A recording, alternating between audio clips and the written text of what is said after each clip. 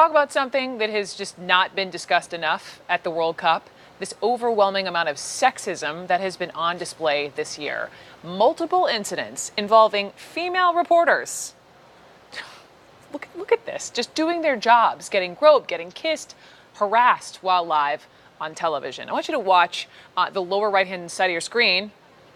This Colombian journalist, in the middle of a report, man grabs her breast and kisses her cheek. Another video shows a Brazilian reporter getting accosted while on air.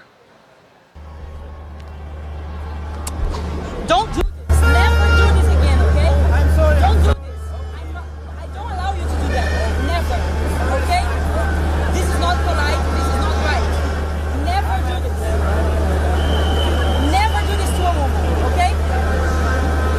Respect. Respect, she says. Where is the respect?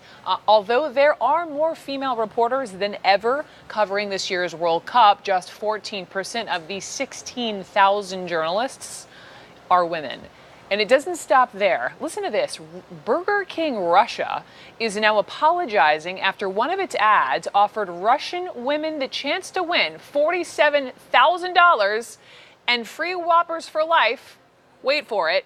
If one of the World Cup players got them pregnant.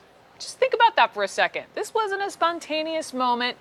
An entire company approved that ad campaign. It is 2018. What's going on? CNN sports analyst and USA Today sports columnist Christine Brennan is with me now, and it's like, what part of this is okay?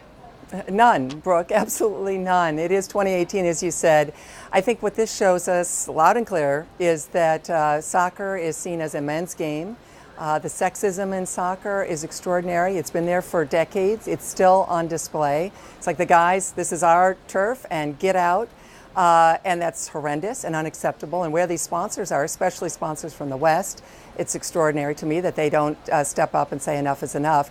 For example, in the United States, the U.S., kudos to the U.S. Soccer Federation.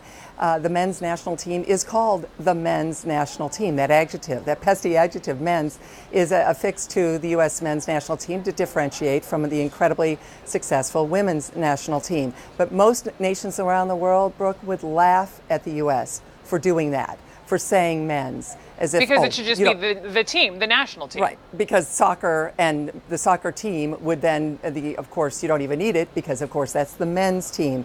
Yeah. That has been going on for generations, and obviously we're trying to pull them into the 21st century, but they're obviously resisting at this point. Now, I want to be fair to men, too, because this whole, getting kissed while on air actually has happened several times to our Matthew Chance. He's actually been tweeting about it. Men are, targets as well. Absolutely. And if we're talking about this one way, we have to be, of course, discussing the other. That is also unacceptable.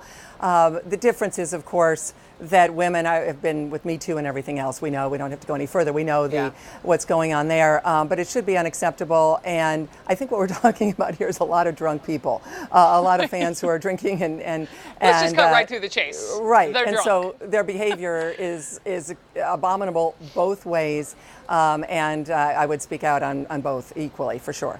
Before I let you go, there was a point you wanted to make. Wimbledon's been going on, and a point about Wimbledon and women and their names up on the big board. Go for it. Yeah, same theme here, Brooke. Wimbledon, New York Times piece today is excellent, actually, talking about how they maintain that they want to call the women, if they're married, Mrs. So Serena Williams has not taken her husband's name, but they're calling her Mrs. Williams. The height of ridiculousness. And even Billie Jean King, who has long since been divorced from her husband of many years ago, Larry King, on the Wimbledon history board up in the scoreboard where they list all the winners, it's Mrs. L. King. It is not Billie Jean King. Wimbledon, was 10 years ago now, finally paid women equally. They were the last of the 4 Grand Slams to pay women the same as men. Wimbledon 11 years ago did that. 2007, the U.S. Open did it in 1973 as a comparison. So Wimbledon clearly, again, is a little behind the times on this one and should change it. And they don't do that for the men. So they don't say Roger Federer is married. They do say Serena Williams is married. And I think, again, it's time for them to come into the 21st century. 2018, baby. Let's go. Christine Brennan, thank you.